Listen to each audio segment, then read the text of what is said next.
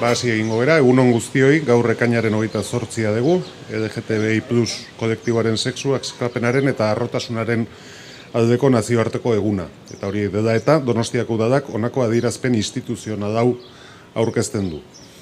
Lehenengo, Donostiako Udadak bat egiten du erabateko berdintasunerako, duintasunerako eta sexu edo genero identitatearen garapen askerako eskubidearen defentsa garbian.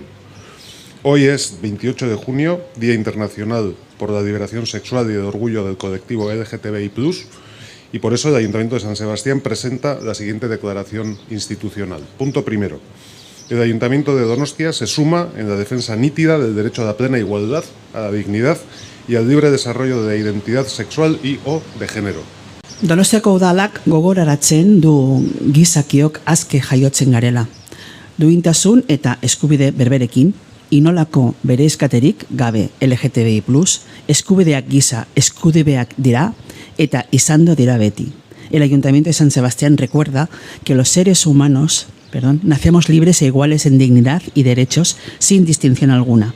Los derechos LGTBI+ son y serán siempre derechos humanos. Hirugarrena. Donostiako Udalak balioa ematen die LGTBI+ pertsonen eskubideak aitortzearen alde lan egiten duten erakunde eta pertsonei. Tercer punto.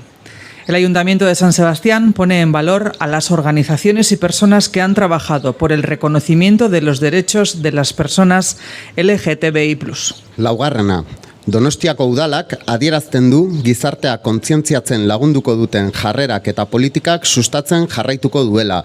Benetako pentsamolde aldaketa bat gerta dadin eta jarrera LGTBI fobikoak desagerrarazi eta gaitzetsi daitezen.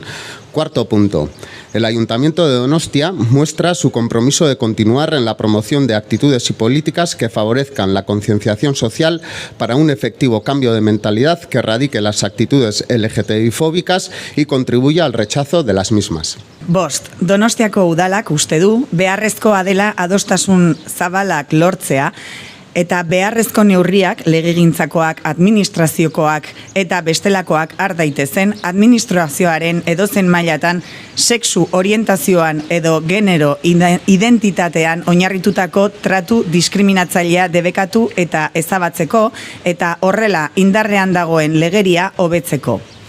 5. El Ayuntamiento de San Sebastián cree necesario tejer y conseguir amplios consensos para que se adopten las medidas necesarias, tanto legislativas como administrativas y de otra índole, para prohibir y eliminar el trato discriminatorio basado en la orientación sexual o la identidad de género en cualquier nivel de la administración y mejorar así la legislación vigente. 6.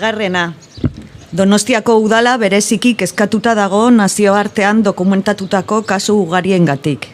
Izan ere, kasu horiek agerian uzten dute gaur egun ere herrialde batzuetan homosexualitatea eta transexualitatea kriminalizatu egiten direla.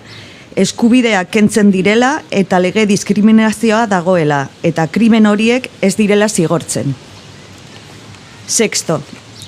El Ayuntamiento de San Sebastián manifiesta su especial preocupación por los múltiples casos documentados internacionalmente que ponen de manifiesto, aún hoy, la criminalización en algunos países de la homosexualidad y transexualidad, privación de derechos y discriminación legal, como la impunidad de estos crímenes. 7. Donostiako Udalak dei egiten diei herritarrei LGTBI+ mugimenduek eta mugimendu feministek gure herri eta hirietan egiten dituzten ekintzetan parte har dezaten eta bat egiten dezaten foro publikoek, komunikabideek eta sare sozialek gaur aniztasunaren aldeko borrokaren eguna dela ikustarazteko egiten dituzten sentsibilizazio eta aldarrikapen ekitaldiekin. 7. El Ayuntamiento de San Sebastián hace un llamamiento a la población para participar en las acciones que sean convocadas por los movimientos LGTBI+ y feministas en nuestros pueblos y ciudades, así como a sumarse a los actos de sensibilización y reivindicación que desde los foros públicos, los medios de comunicación y redes sociales hagan visible que hoy es un día de lucha por la diversidad.